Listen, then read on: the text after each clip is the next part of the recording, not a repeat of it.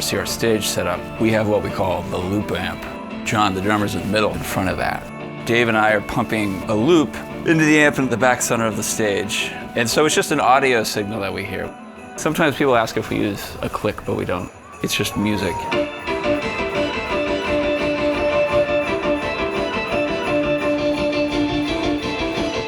Looping is the backbone of this band, for sure. Especially as the drummer, I can't even imagine not playing to a loop anymore. It allows me to be more melodic, maybe it allows me to just relax, and it's freeing for me as a musician.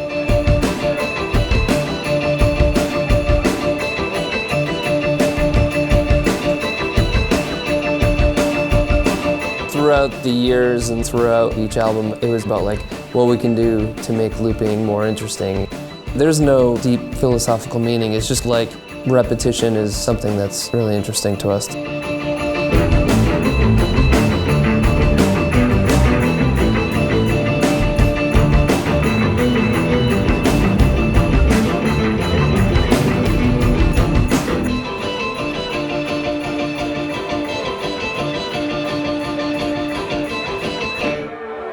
We always sort of had this idea of keeping the yin and yang of the sonic spectrum in our mix. So we do have computer-ness and also pedal land.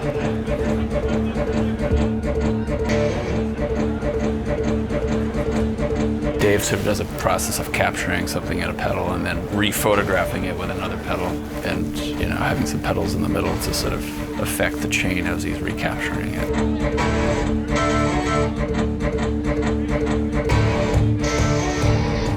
I mean, essentially, I'm doing that kind of stuff too in a digital spectrum.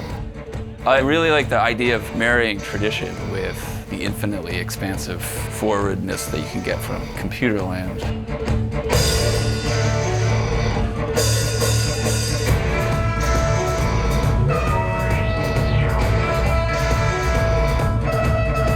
The thing about this band, it is sort of a ridiculous pairing of different kinds of people.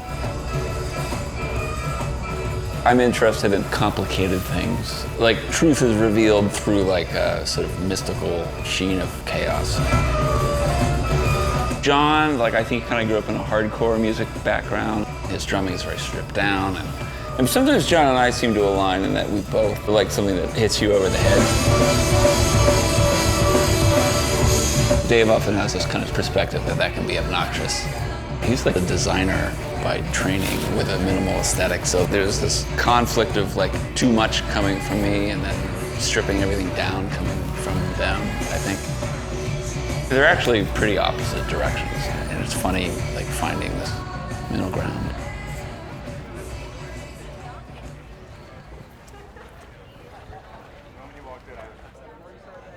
It would be like, if we were from LA, it would be like where you rehearse in the middle of Century City. Or Beverly Hills. Starting a band was yeah, you got a good guitar sound. Oh, wait a minute, actually, I live with you now. Really?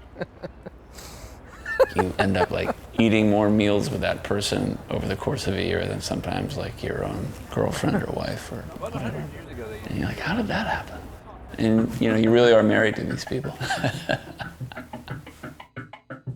The basic process of recording a record for us is people individually coming up with stuff. Everyone will work by themselves. They'll come up with these tiny seed ideas. We'll send them to each other, and then we kind of just take it from there. The three of us really only get into the same room together when we're all really reacting to a specific idea that seems to be working.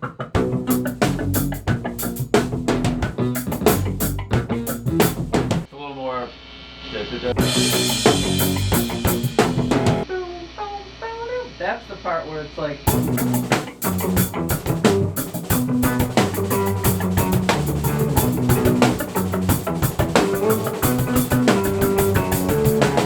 If we compare loops or something or send each other ideas and there's no beat, it's totally subjective.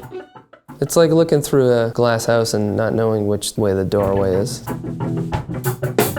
Ian will write stuff and he'll give it to us, and I'll spend all this time and living with it and doing all this stuff and then play it for him, and he'll just be like, what? That's nothing, not even close to what I had in mind.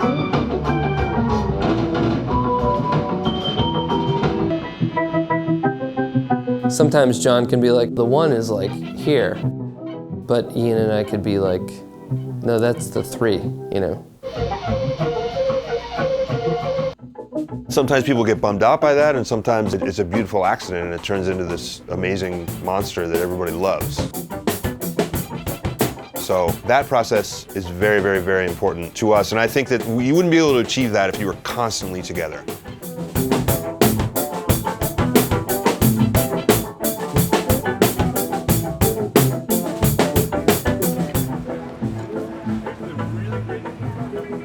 This band started in New York. We all live in New York. We practice in New York. The problem with recording an album in New York is that everything in New York is expensive, including recording studios. Would I rather pay for like a pimped out prime studio where Whitney Houston recorded on 57th Street, or come 4 hours away and be able to sit in a room for 3 weeks and make sure everything's exactly the way I want it? I would rather do that. This is our 3rd trip in this studio, Machines with Magnets. If we're in New York and we're working on an album, it's like we would never get shit done. But really the main reason why we work and record our albums at Machines with Magnets is because of the people and the studio itself. This is Ursula, the studio dog. I don't have that's just not, that's just so... Oh, so many kisses, so many kisses, so many kisses.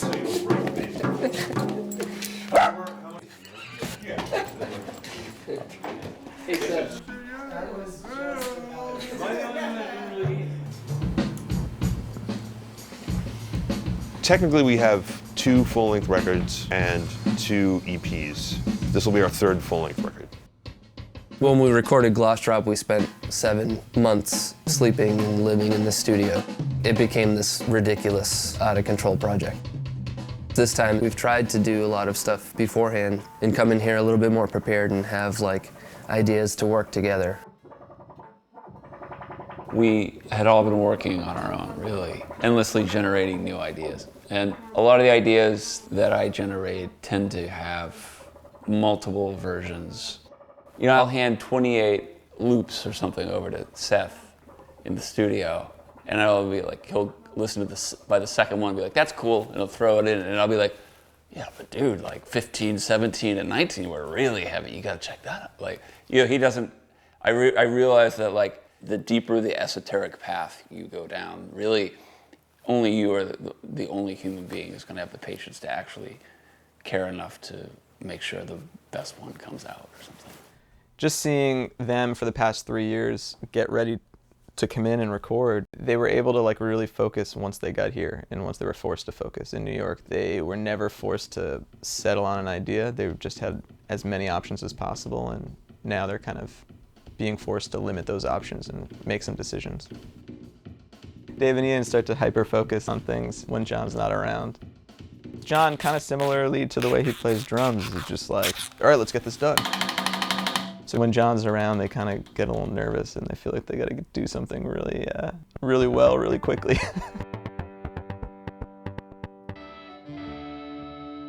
Because Battles has a lot of electronic-based components to their music, the challenge for us is to merge the organic world with the digital world. So using an actual acoustic space is important. We're set up so that we can record live, but also if there are pre-recorded parts, we can also send them from the studio through these amps and then recapture any direct sounds that they might have recorded on their own, so that we can get the sound of the amps as well as the sound of the ambient room as well.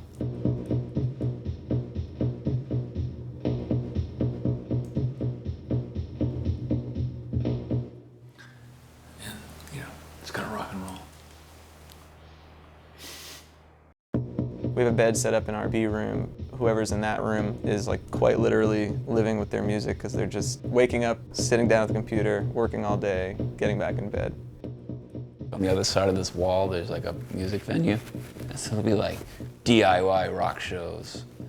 And I'm like walking through in my underwear and like carrying a toothbrush. Excuse me. It's really weird. It's the whole log cabin in the middle of the woods studio routine.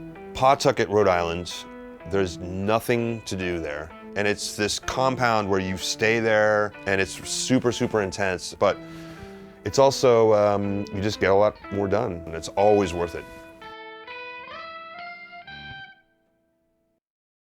Good morning. Hey, come on in. Routines. Making coffee. You gotta wet that filter first. You know, if there's one thing that ties us all together, you know, it's music and coffee, really. And the ability to laugh and have fun. Don't you think? Every morning I'm just here making coffee, laughing, getting ready to write some music, and yeah, it's just special. It's just special.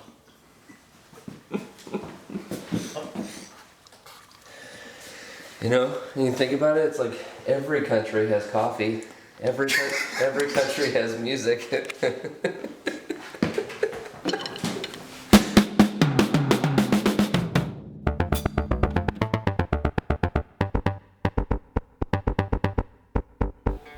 Let's play the whole thing.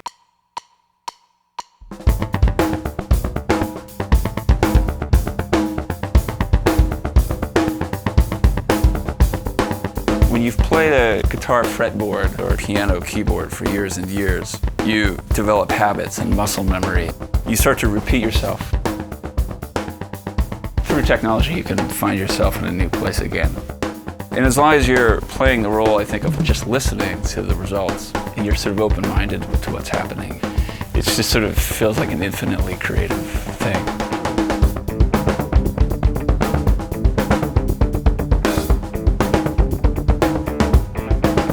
You can play guitar sounds in a way that you can never play on a guitar, on a keyboard, or on a push. It keeps it kind of strange. I think that's the key. For some reason, I like making my guitar sound like a keyboard or a synthesizer as much as I can, and I like making my keyboard sound like a guitar sometimes. I'm using like the 16th note repeat on the push. There's a bass sound and a guitar sound. They're sort of blended together. You have to like anchor the melody enough that you're still repeating that melodic phrase enough that it's like the song as opposed to just like a solo. But you know, that's sort of the musician's responsibility to know the difference, to know how far to go. It's a very dangerous world.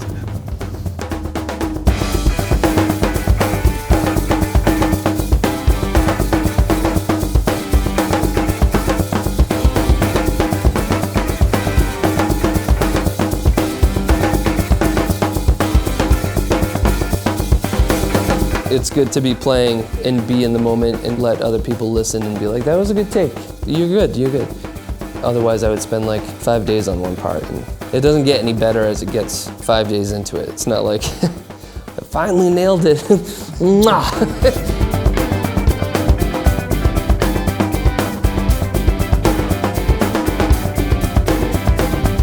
I have this feeling like mistakes now sound like a bigger deal because you're so used to everyone having a computer to fix things.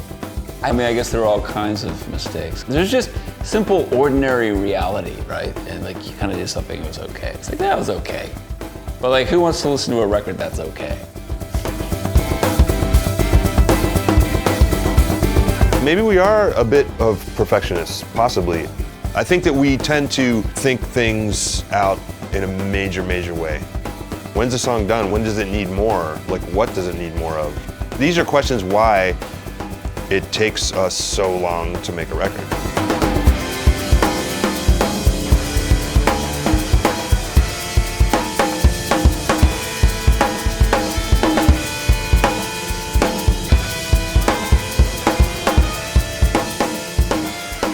When you came in, I was just setting the offbeat part, which sounded like a fucking mess, unless you want to write it that way, but like... Wait, slow down. If you come in there... But I have to come in there, because it's going to sound even...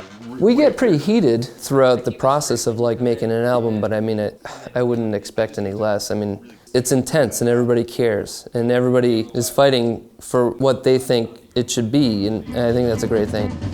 Yeah, it's a dumb part, I think. I think it's a good part. It's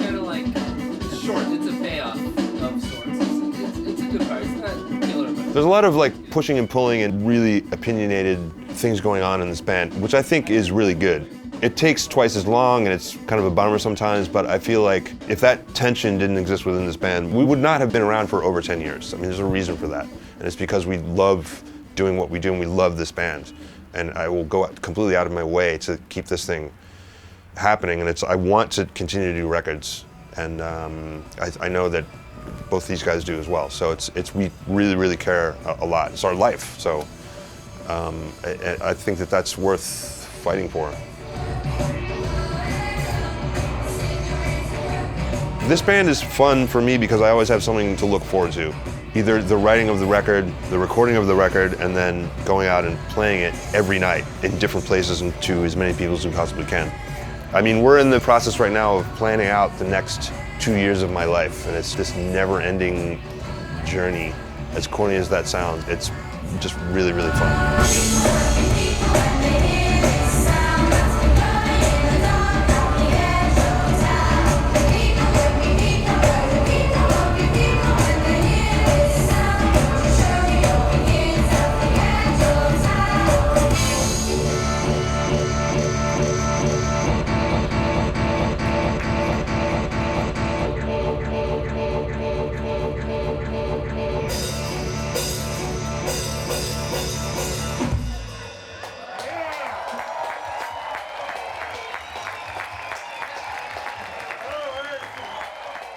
I just wanted to say, have a good time all the time.